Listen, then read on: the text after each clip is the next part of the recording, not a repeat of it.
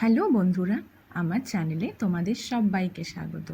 আজকে আমি তোমাদের সাথে শেয়ার করব আন্ডা কারি বা ডিমের তরকারি। প্রথমে দেখলে যে আমি আলুগুলো ধুয়ে প্রেশার কুকারে দিয়ে দিলাম। এবার আমি কি করব, ডিমগুলো ধুয়েও প্রেশার কুকারে দিয়ে দেবো। তোমরা ভাবছো যে আলুটা কেমন দেখতে ছিল না, একটু কালারটা অন্যরকম। এক্স্যাক্টলি, এই আলুটা ছিল শিলংয়ের আলু। আমি কিন্তু প্রথমবার রান্না জানি না টেস্টটা কেমন আসবে। রান্না করার পরে তোমাদের জানাবো যে আমি শিলংয়ের আলুটা কেমন খেলাম। চলো, প্রেশার কুকারের মধ্যে আমি জল দিয়ে লবণ দিয়ে দুটো সিটি দিয়ে নেব। চলো, সিটি দেওয়ার পরে ফিরে আসছি।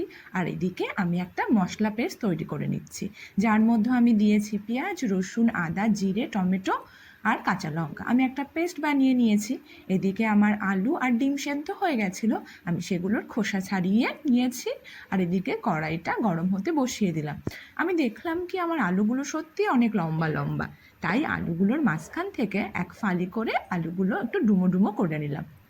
আমার আলুটা যেহেতু প্রেশার কুক করা হয়ে গেছে, তাই রান্না করতে একদমই বেশি সময় লাগবে না। এবার কি করব, এবার এই ডিমগুলো আস্ত দিলে তো ভাজতে গেলে অনেক সময় ফেটে যায়। তাই আমি কি করব, ডিমের গায়ে একটু চিড় লাগিয়ে দেব, যাতে ডিমগুলো ভাজার সময় না ফেটে যায় আর ডিমের মধ্যে গ্রেভিটা ভালো করে ঢুকে যায়।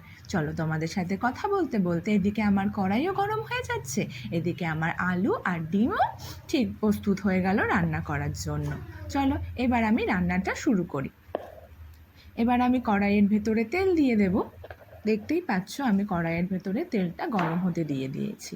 এইবার যেহেতু আমি ডিমটা আগে ভাজবো, তাই আমি কড়াইয়ের ভেতরে একটু লবণ দিয়ে দিলাম। লবণ না দিলে কিন্তু ভালো লাগবে না। চলো, কড়াইয়ের ভেতরে আমি লবণটা দিয়ে দিয়েছি। আমার তেলটাও ঠিকঠাক গরম হয়ে যাচ্ছে। এবার আমি কি করব, এইবার আমি আমার যে ডিমগুলো আছে একটা একটা করে দেব, আর সুন্দর করে একটা কালার চেঞ্জ হওয়া না পর্যন্ত আমরা এটা ভেজে নেব। চলো, দেখতেই পাচ্ছ আমি ডিমগুলো কড়াইয়ের ভেতরে দিয়ে দিলাম। এবার আমি কি করব, এবার আমি ডিমগুলো এপাট ওপাট করে ব্রাউন কালার হতে হতে বা লালচে ব্রাউন যেটাই বলো সেরকম কালার হতে হতে আমি ডিমগুলো সুন্দর করে ভেজে কি করব, তুলে নেব।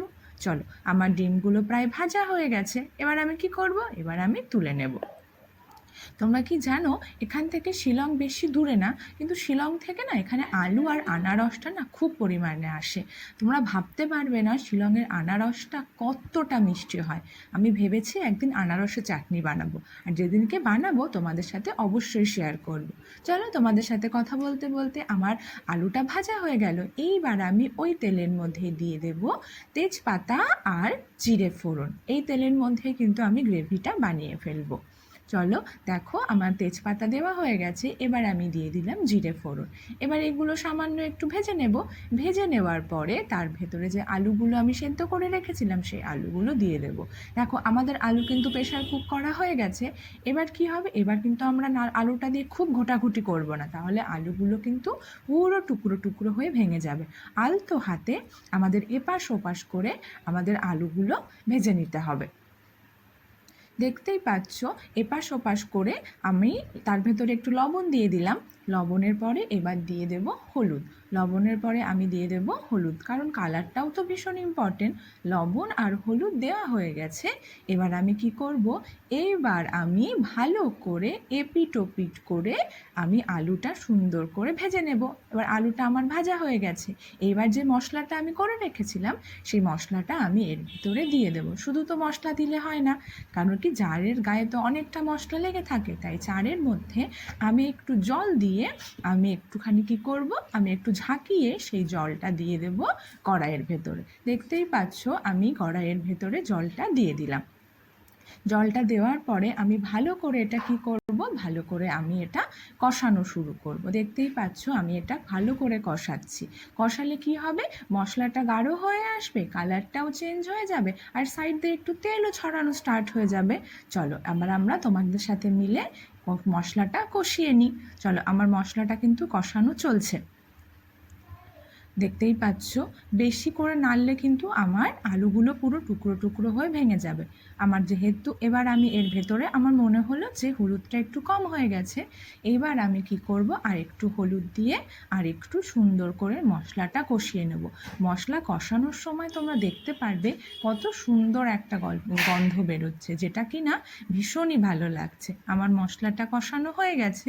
এইবার আমি কি করব, এইবার আমি দিয়ে দেবো এর ভেতরে পরিমাণ মতো জলটা আমি দিয়ে দেব। দেখতেই পাচ্ছ আমার মশলাটা কষা চলছে।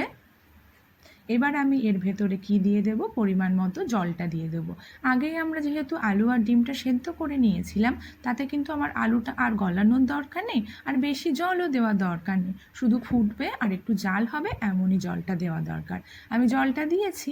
এবার জলটা দিয়ে একটু নাড়িয়ে জলের মধ্যে বয়েল আসতে দেব। চলো, দেখতেই পাচ্ছ আমি এটা নাড়িয়ে দিলাম। চলো এবার রেখে দিই, দেখি কখন জলে বয়েলটা আসে। আমি এটা নাড়াচাড়া করে রেখে দিলাম। রেখে দেওয়ার কিছুক্ষণ পরেই দেখব যে আমার জলের মধ্যে বয়েলটা চলে এসেছে। এবার বয়েল চলে আসার পরে কি হবে, আমরা যে ডিমগুলো ভেজে রেখেছিলাম সেই ডিমগুলো আমরা এখন কি করব, কড়াইয়ের ভেতরে দিয়ে দেব। দেখো আমার ডিমগুলোরও কত সুন্দর কালার চলে এসেছে, আর এদিকে জলটা পুরো ফুটছে। ফুটন্ত ঝোলের মধ্যে আমি এবার কি করব, ডিমগুলো দিয়ে দেব। ডিমগুলো দিয়ে যাতে ঝোলের সাথে মিশে যায়, এইভাবে আমি একটু নাড়িয়ে এই ঢাকনাটা দিয়ে ঢাকা দিয়ে দেবো। এবার চলো এবার রেখে দিই। এইবার দেখো আমার ডিমের ঝোলটা অলরেডি তৈরি হয়ে গেছে। এবার আমি এর ভেতরে দিয়ে দিলাম কুচো করে রাখা ধনেপাতা আর একটু গরম মশলার গুঁড়ো। এই দুটো দিলেই তৈরি হয়ে গেল আমার সুস্বাদু শিলংয়ের আলুর আর ডিমের ঝোল। সত্যি কথা বলতে আমি যখন রান্না করার পরে এটা টেস্ট করেছিলাম, আমার সত্যি আলুটা ভীষণ পছন্দ হয়েছে। অনেকটা আমাদের ওয়েস্ট বেঙ্গলের চন্দ্রমুখী আলুর মতো, কিন্তু আমার মনে হলো ওটার থেকেও এটা বেশি সুন্দর ছিল। চলো আমি ঢেলে নিলাম। তৈরি হয়ে গেল আমার ডিমের ঝোলের রেসিপি। বাই বাই বন্ধুরা।